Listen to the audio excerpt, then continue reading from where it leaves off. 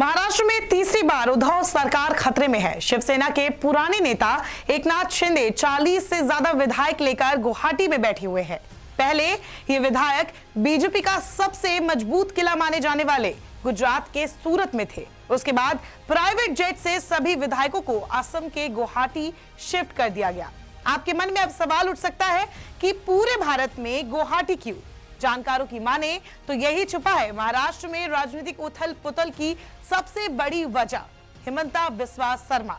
तो चलिए जानते हैं कैसे बीजेपी की हिमंता बिस्वा शर्मा आज बीजेपी के लिए डीके शिव कुमार साबित हो रहे हैं, जिन्होंने 2017 में कर्नाटक में राज्यसभा चुनाव के दौरान गुजरात कांग्रेस के विधायकों को तोड़ने से बचा लिया था। हालांकि बिस्वा की भूमिका यहां सरकार बचाने में नहीं बल्कि गिराने में है।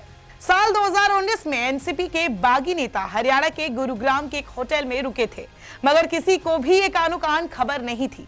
हरियाणा में बीजेपी सरकार थी। आलाकमान ने भरोसा जताया खट्टर पर। हालांकि शरद पवार के इशारे पर बीजेपी सरकार की आंखों में धूल झोंकते हुए सभी विधायकों को होटल से भगा लिया गया था। खट्टर आलाकमान की उम्मीदों में फेल हो गए थे, मगर असम के मुख्यमंत्री हिमंता शर्मा इस काम में पूरी तरह कामयाब होते नजर आ रही हैं। हिमंता बिस्वा शर्मा को पूर्वोत्तर की राजनीति का चाणक्य भी कहा जाता है। हिमंता ने 2011 में असम में तरुण गोगोई सरकार बनवाने में काफी अहम भूमिका निभाई थी, लेकिन सरकार में बहुत ज्यादा तवज्जो न मिलने के कारण उन्होंने पार्टी छोड़ दी। 2015 में उन्होंने बीजेपी का दामन थामा, बीजेपी को असम में जीत दिलवाई और उस वक्त पार्टी ने सर्बानंद सोनोवाल को सीएम बनाया। लेकिन हिमंता बिस्वा शर्मा को नजरअंदाज नहीं किया गया। उसका नतीजा था कि दूसरी बार हिमंता बिस्वा शर्मा को प्रदेश का सीएम बनाया गया। 2015 चुनाव में असम में भाजपा को जीत दिलाने में उनकी अहम भूमिका को देखते हुए उन्हें नॉर्थ ईस्ट डेमोक्रेटिक अलायंस का संयोजक उसी दिन बना दिया गया जिस दिन सोनोवाल सरकार ने शपथ ली थी। उसके बाद से हिमंता भाजपा के अश्वमेध यज्ञ के घोड़े पर सवार होकर पूर्वोत्तर विजय की कामना पर निकल पड़े और एक के बाद एक राज्य पर भाजपा का राज कायम करते चले गए। हिमंता ने अपनी छवि कट्टर हिंदुत्ववादी नेता के तौर पर स्थापित की।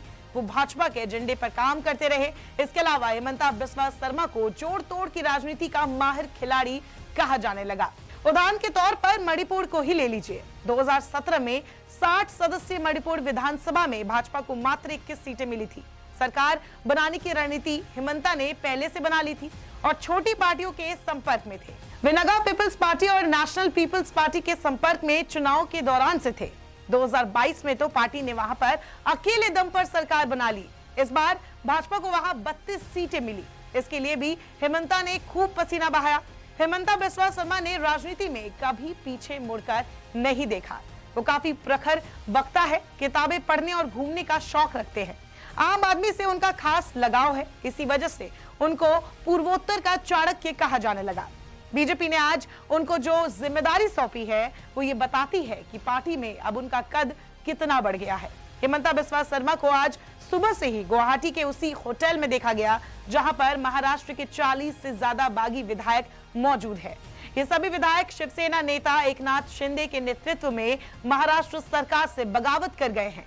इनके पहुंचने पर सुरक्षा के पुख्ता इंतजाम किए गए और एयरपोर्ट पर शर्मा के 2 भरोसेमंद भाजपा नेता सुशांत बोरगोहेन और पल्लव लोचन दास ने इनका स्वागत किया। इसके बाद इन्हें असम सरकार के 4 कैबिनेट मंत्रियों के साथ बस में बिठाकर होटल ले जाया गया, जहां इन्हीं कैबिनेट मंत्रियों की उपस्थिति में ये ठहरे हुए हैं।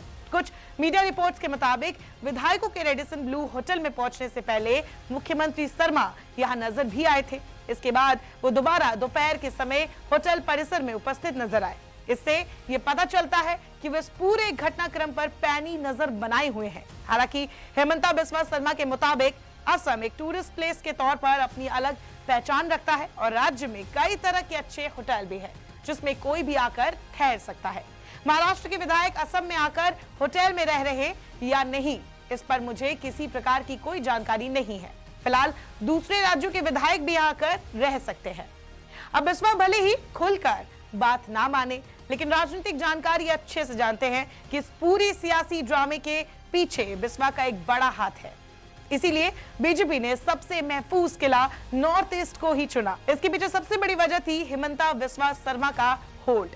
इसके लिए बीजेपी ने हरियाणा के सीएम मनोहर लाल खट्टर को भी ऐसी ही जिम्मेदारी सौंपी थी, मगर वहां पर शरद पवार ने अपने विधायकों का रेस्क्यू कर सरकार बचा ले गए थे।